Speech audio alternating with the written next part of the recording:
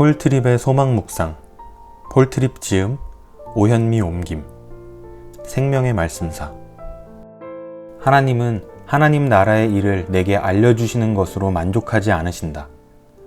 하나님은 나를 변화시켜 그 나라의 일에 참여하게 하신다. 하나님은 나를 청중으로, 하나님의 구속사를 구경하는 사람으로 만들기 위해 자신의 진리를 계시하신 것이 아니다. 하나님은 자기 자녀를 모두 부르셔서 하나님 나라의 일에 참여하게 하신다. 예수 그리스도를 통해 하나님과 관계를 맺은 모든 사람은 주 예수 그리스도의 사역을 위해 선발된 사람이기도 하다. 하나님은 실제로 자신의 구속사에 자기 자녀를 모두 동참시킬 생각이시다. 그렇다. 말 그대로다. 하나님의 모든 자녀를 말이다. 모든 일을 참여시키는 것이 교회를 위한 하나님의 계획이다. 그러기에 각 지체가 자기 역할을 할 때 그리스도의 몸이 자란다는 말씀이나 하나님의 자녀는 모두 가르치고 권면할 준비가 되어 있어야 한다는 말씀은 그 주어진 맥락에서 볼 때 그리 급진적인 것이 아니다. 바울은 급진적인 상황이 다가오고 있다고 알리며 이 말씀을 전한 것이 아니다. 이 구절들이 우리에게 급진적으로 보이는 이유는 우리가 교회를 위한 하나님의 규범에서 너무 멀리 표류해 나갔기 때문이다. 수많은 그리스도인에게 교회 출석은 영적 콘서트 나들이의 다름 아니다. 이들은 전문 사역자들의 경건한 공연을 보려고 주일마다 빠짐없이 교회에 간다.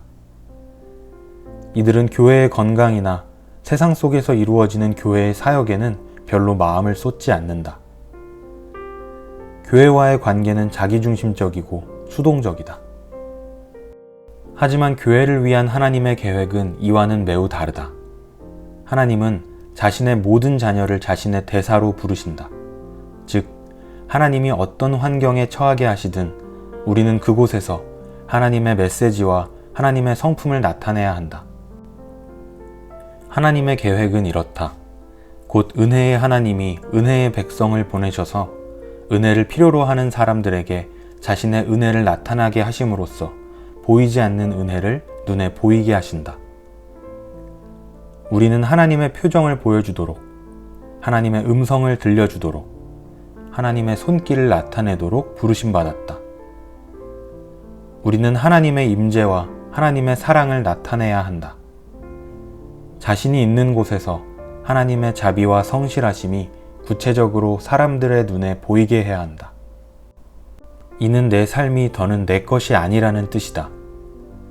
나는 하나님이 값주고 사셨다.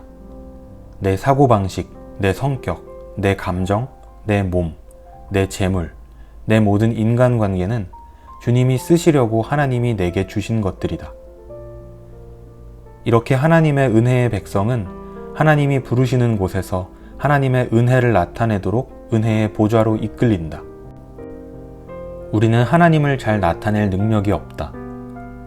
우리를 대사로 택하시는 하나님의 부르심은 사람들의 삶 가운데서 하나님의 은혜를 나타내는 데 필요한 은혜를 받으라고 우리를 하나님께로 이끈다. 얼마나 놀라운 계획인가. 더 깊은 묵상과 격려를 위해 마가복음 16장 14에서 18절을 읽으라.